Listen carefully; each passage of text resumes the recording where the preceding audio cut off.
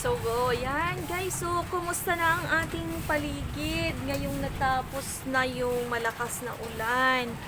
So, ayan yung sinasabi ko sa inyo. Binabaha yung harapan, yung kalsada. Actually, kalsada yan. Tignan mo yung kanyang halaman na laging hinaharang din sa kalsada.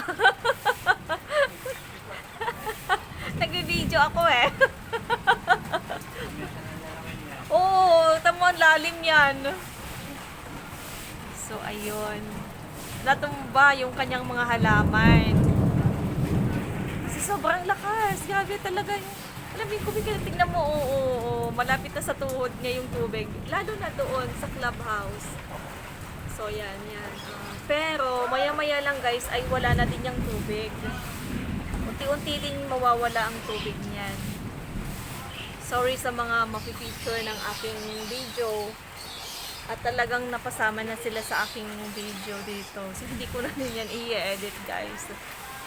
But anyway, ganyan. So, ayan. Ito yung harap ng bahay. So, hanggang dyan yung tubig. Actually guys, kung naaalala nyo yung Ondoy, dati, kung naaalala nyo guys yung Ondoy, bumaha din yan ng ganyan kataas ang baha. So, ayan. Nandito tayo ngayon naman sa terrace. Hala, basang-basa yung washing ko. Oh my God. Oh my God! Dito din basang-basa yung sa cabinet. Hala, baka pumasok na yung tubig. Actually, itong cabinet naman na to ay lagayan ng tools. Yung gamit ng jowa ko sa mga tools niya ba. Yan, saka yung kung ano-ano, mga anik-anik. Check natin kung pinasok ng tubig. So, hindi naman. Hindi naman siya pinasok ng tubig. Pero ito guys, basa. So, ayan yung mga hanger ko. Ang masaya dito yung aking mga halaman.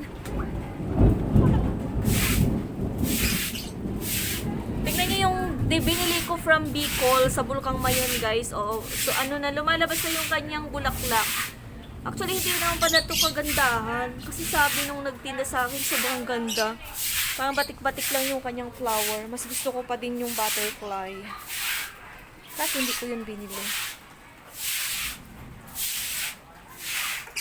So, ayan. Kumustahin natin ang ating mga ibon.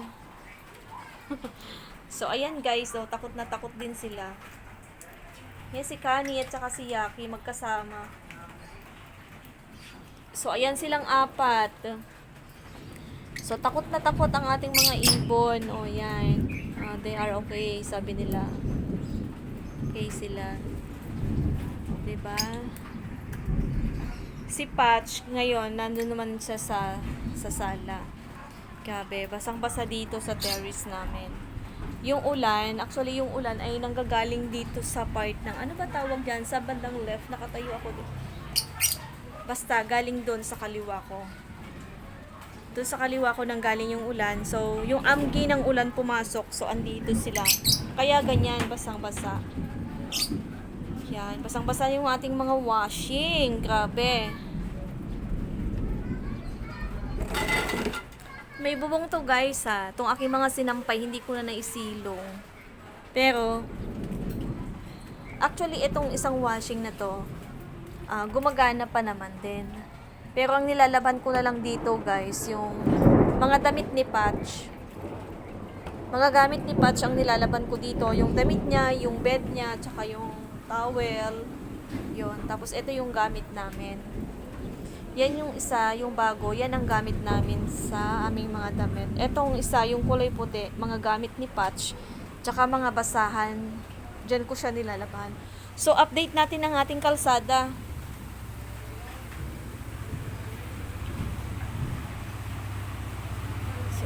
Inabot ng ulan talaga doon. Ito ang aking halaman, masaya.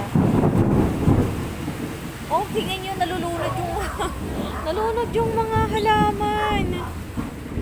Sa kalsada. Oh, ang cute nila. Oh, they are couple.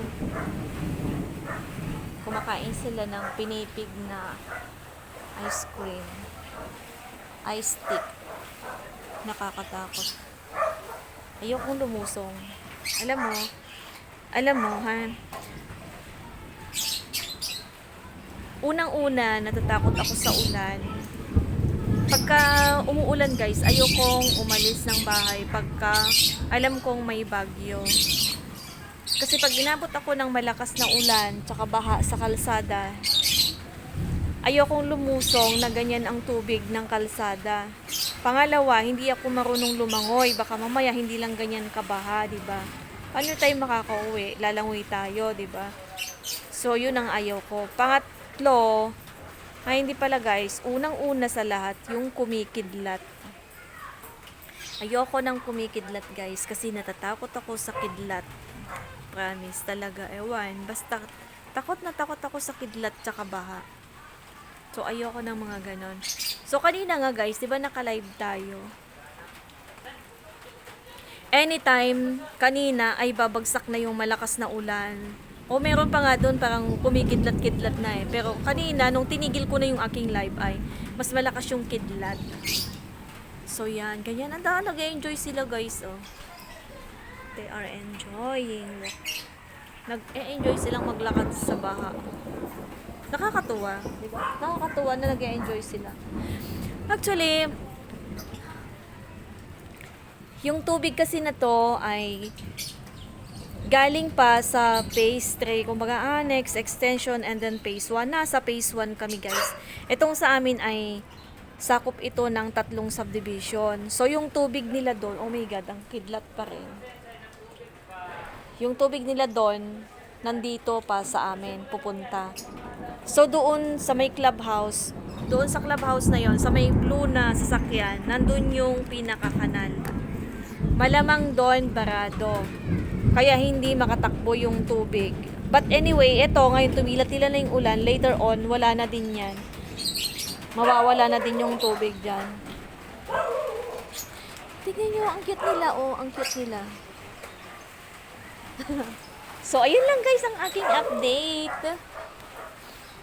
Yun lang yung aking update kung bakit ako biglang nag-end ng live kanina. So, eto naman ay upload ko na rin na hindi na siya mag-premiere. Then, goodbye and ingat tayo lahat. Ayun si Kani. Look guys, ang cute niya lang. Ang cute niya lang. Oh. Ayun, makikita niyo kumikidlat talaga. Sige na. Bye-bye na guys. Bye guys and thank you sa mga manonood nito.